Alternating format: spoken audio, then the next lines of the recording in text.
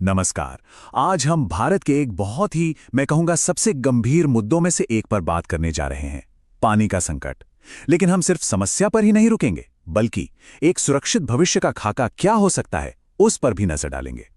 तो सबसे पहला सवाल जो दिमाग में आता है वो ये है कि क्या भारत का जो पानी का संकट है, ये कोई भविष्य का खतरा है? मतलब कोई ऐसी चीज जिसके बारे में हमें बाद में चिंता करनी चाहिए? जो सोर्सेज हैं वो बिल्कुल साफ साफ एक ही जवाब देते हैं, ये भविष्य का खतरा नहीं है, ये संकट यही है, अभी है। ये हमारी आज की सच्चाई बन चुका है। इस बात को और अच्छे से समझने के लिए चलिए कुछ आंकड़ों पर नजर डालते हैं। 54%, ये भारत के उन भूजल कुओं मतलब ग्राउंड वाटर वेल्स का वो प्रतिशत है जिनका पानी का लेवल लगातार घट रहा है। सोचिए, आधे से भी ज्यादा। और अब ये देखिए, 78%, ये हमारे मॉनसून की बारिश का वो हिस्सा है जो बिना किसी इस्तेमाल के सीधा समुद्र में बह जाता है। कितना कीमती रिसोर्स है जो हम यूं ही खो रहे हैं ना। और अब सबसे चौंकाने वाला आंकड़ा 156.87%।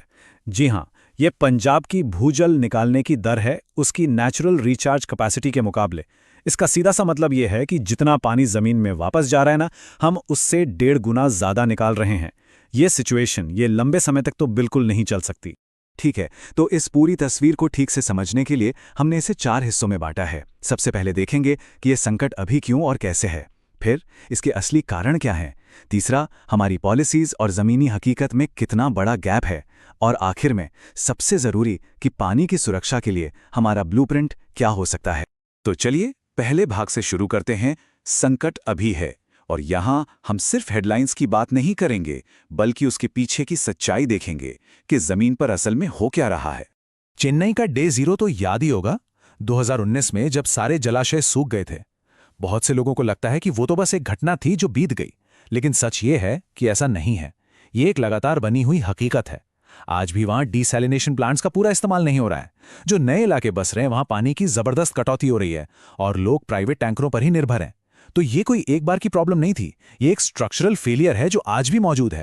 अब चलिए दूसरे हिस्से की तरफ बढ़ते हैं और इस पानी के संकट की एनाटॉमी को समझते हैं। मतलब इसके सिस्टमिक कारण क्या है, आखिर हम इस हालत में पहुंचे तो पहुंचे कैसे। देखिए, किसी भी प्रॉब्लम की जड़ तक पहुंचना हो तो ये देखना पड़ता है कि रिसोर्स जा कहां रहा है। और भारत में हमारे कुल पानी का लगभग 80% हिस्सा सिर्फ और सिर्फ खेती में इस्तेमाल होता है। जी हां, 80%। ये एक बहुत ही बड़ा आंकड़ा है, और ये हमें साफ साफ बताता है कि हमें समाधान की तलाश कहां करनी है। और खेती के अंदर भी अगर हम देखें तो सारा खेल फसलों के चुनाव का है। इसको समझने के लिए 2 फसलों की कहानी देखते हैं। एक तरफ है गन्ना, जो महाराष्ट्र जैसे सूखा प्रवण राज्य में उगाया जाता है। ये सिर्फ 4% जमीन पर है, लेकिन उस राज्य का करीब 71.5% सिंचाई का पानी अकेला गन्ना पी जाता है। और दूसरी तरफ हैं मिलेट्स, यानी बाजरा और दूसरे मोटे अनाज, जो बहुत कम पानी में उग जाते हैं और जिन्हें अब प्रमोट भी किया जा रहा है। ये कितना बड़ा कॉन्ट्रास्ट है ना। ये दिखाता है कि कैसे हमारी पॉलिसीज और फसल चुनने की आदतें पानी के इस्तेमाल पर सीधा असर डालती हैं। और इसका सीधा नतीजा है ग्राउंड वाटर का खत्म होना। आज किसान 80 से 200 फीट तक गहरे बोरवेल खोद रहे हैं, जबकि एक दशक पहले 30 फीट ही काफ़ी हुआ करता था। जितने भी कुओं पर नज़र रखी जा रही है, उनमें से 70% में पानी का लेवल बहुत तेज़ी से नीचे गया है। और इसकी वजह क्या है? किसानों के लिए फ्री बिजली और कुछ खास फसलों पर सब्सिडी, जो उन्हें अनजाने में ज़्यादा से ज़्यादा पानी निकालने के लिए प्रोत्साहित करती है। और ये प्रॉब्लम सिर्फ गांव की नहीं है, शहरों का हाल देखिए। बेंगलुरु का ही उदाहरण लेते हैं। शहर के जो वाटर बॉडीज थे, झीलें, तालाब, उनका एरिया 70% तक घट गया है। और इसका नतीजा क्या हुआ? पूरा शहर टैंकर के पानी पर बहुत ज्यादा निर्भर हो गया है।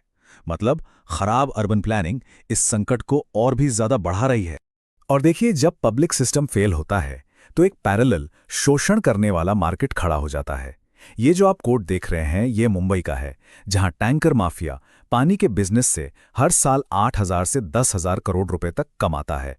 और इसका सबसे बुरा असर किस पर पड़ता है? आम लोगों पर। ये दिखाता है कि पानी की कमी सिर्फ एक एनवायरमेंटल मुद्दा नहीं, ये एक बहुत बड़ा आर्थिक और सामाजिक मुद्दा भी है। तो चलिए अब हमारे तीसरे सेक्शन पर आते हैं, पॉलिसी बनाम जमीनी हकीकत। ये 2 भारत की कहानी है। एक वो जो सरकारी कागजों पर दिखता है, और दूसरा वो जिसे लोग हर रोज जी रहे हैं। कागज पे देखें तो हमारे पास एक बहुत ही शानदार एम्बिशियस फ्रेमवर्क है। एक पूरा जल शक्ति मंत्रालय है, नेशनल वाटर पॉलिसी है, जल जीवन मिशन है जिसका लक्ष्य है हर ग्रामीण घर तक नल से जल पहुंचाना। प्रधानमंत्री कृषि सिंचाई योजना है जिसका स्लोगन है पर ड्रॉप मोर क्रॉप। सुनने में तो ये सब बिल्कुल परफेक्ट लगता है, लेकिन अब जमीनी हकीकत का एक रियलिटी चेक करते हैं। ये जो कोट है ये ग्राउंड रिपोर्ट से लिया गया है। ये कहता है कि कई कनेक्शंस तो हैं, लेकिन उनमें पानी की सप्लाई ही नहीं है।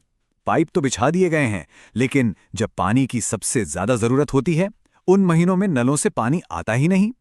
ये हमारी पॉलिसी और उसके इम्प्लीमेंटेशन के बीच की जो खाई है उसे साफ साफ दिखाता है। और ये नंबर ये इस खाई को और भी गहरा दिखाता है। 120वां वाटर क्वालिटी इंडेक्स में ये भारत की रैंक है।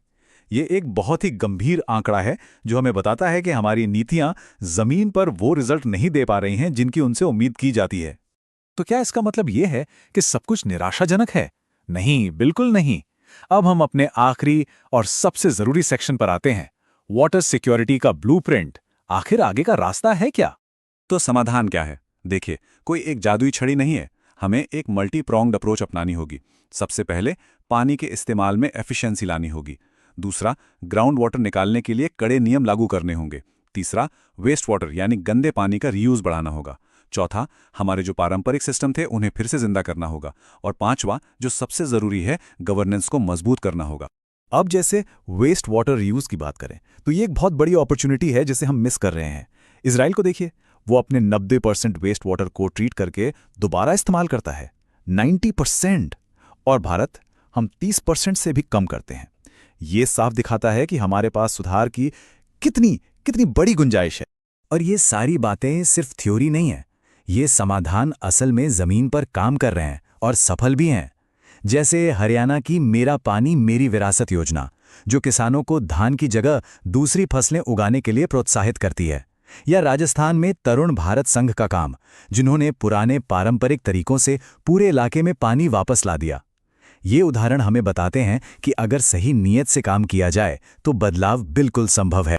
तो इस पूरी बातचीत का सबसे जरूरी पॉइंट क्या है? सबसे जरूरी पॉइंट है एक सोच में बदलाव। हमें सिर्फ सप्लाई बढ़ाने की तरफ भागने के बजाय, यानी और डैम और कैनाल बनाने के बजाय, डिमांड मैनेजमेंट पर फोकस करना होगा। मतलब पानी की मांग को कैसे कम करें, अपनी पॉलिसीज में सुधार कैसे करें और कैसे कम्युनिटी को साथ लेकर समाधान निकालें। असली हल लोगों की भागीदारी और सही नीतियों के संगम में ही है। तो आखिर में हम इसी सवाल पर आकर रुकते हैं। भारत के पास एक वाटर सिक्योर भविष्य का पूरा ब्लूप्रिंट मौजूद है, लेकिन सवाल यह है कि क्या ये सिर्फ कागजों पर ही रह जाएगा? इसका जवाब हम सभी के एक्शंस पर निर्भर करता है, सरकारों से लेकर हम सब नागरिकों तक।